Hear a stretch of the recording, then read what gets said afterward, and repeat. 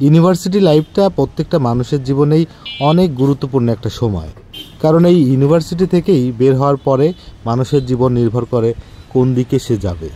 আসলে ইউনিভার্সিটি থেকে কিন্তু মানুষ মৌলিক তার যে চাহিদাগুলা সেইগুলো সম্পর্কে সম্পূর্ণরূপে আস্তে আস্তে অবগত হতে থাকে। যখন একজন স্টুডেন্ট ইউনিভার্সিটি লাইফ শেষ করে তখন কিন্তু বাস্তব জীবন সম্পর্কে তার বড় পরিসরের একটা চিন্তা চেতনা মাথার ভিতরে চলে আসে। কারণ ইউনিভার্সিটি লাইফটাই এমন, কারণ এইখান থেকে মানুষ তার বেসিক যে জিনিসগুলো, যে কোর জিনিসগুলো, যেটা তাকে ম্যাচিউরড হতে শেখায়, সেই জিনিসগুলো সম্পর্কে সম্পূর্ণ একটা বাহ্যিক শিক্ষা সে কিন্তু পেয়ে যায়। স্কুল কলেজ থেকে যে শিক্ষাগুলো নিয়ে আমরা ইউনিভার্সিটিতে প্রবেশ করি, আমাদের ইউনিভার্সিটি লাইফ কিন্তু আমাদেরকে সম্পূর্ণভাবে বুঝিয়ে দেয় ইউনিভার্সিটি লাইফটা হলো প্রকৃতপক্ষে মানুষের জীবনের একদম ভিত্তি গড়ার মৌলিক কারিগর। কারণ আমরা এর আগে যা কিছুই শিখেছি তার ভিতরে অনেক অনেক গ্যাপ এবং অনেক অনেক জানার যে ত্রুটিগুলো সেগুলো কিন্তু থেকে গেছে, এবং বাস্তবতার সাথে আমাদের পূর্বের জীবনের যে অনেকখানি গ্যাপ থেকেছে সেইটা কিন্তু পূরণ করার জন্য ইউনিভার্সিটি আমাদের সহযোগিতা করে।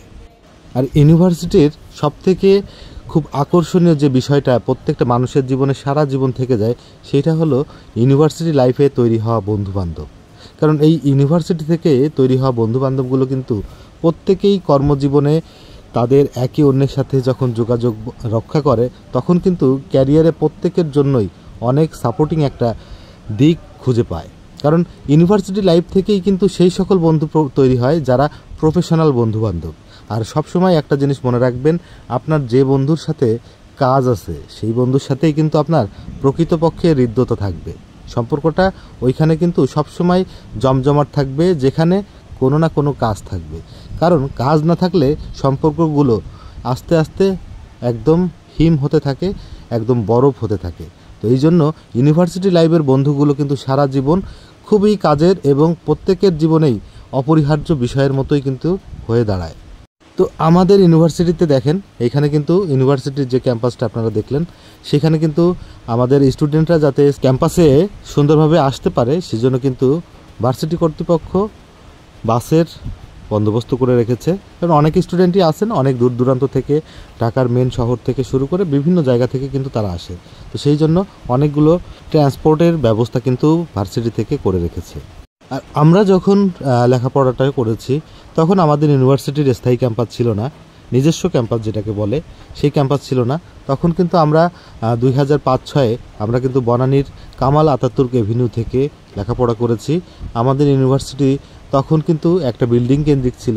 আমাদের ইউনিভার্সিটির সাথেই কিন্তু তখন ইস্ট ওয়েস্ট ইউনিভার্সিটি এবং AIUB সহ অনেকগুলো ইউনিভার্সিটি কিন্তু পাশাপাশি ক্যাম্পাস নিয়ে আমরা কিন্তু লেখাপড়া করেছি, এবং প্রত্যেকটা ইউনিভার্সিটির সাথে আর একটা ইউনিভার্সিটির স্টুডেন্টদের ভিতরে কিন্তু ভালো একটা কোঅর্ডিনেশন হতো।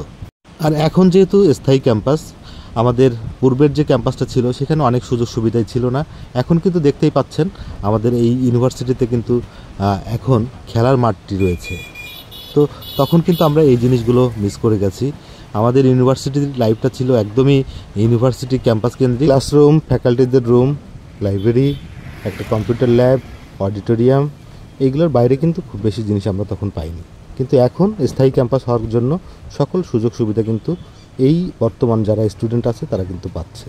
তো আজকের মতো ইউনিভার্সিটি নিয়ে গল্পটা এখানেই শেষ করছি। সবাই ভালো থাকবেন, সুস্থ থাকবেন।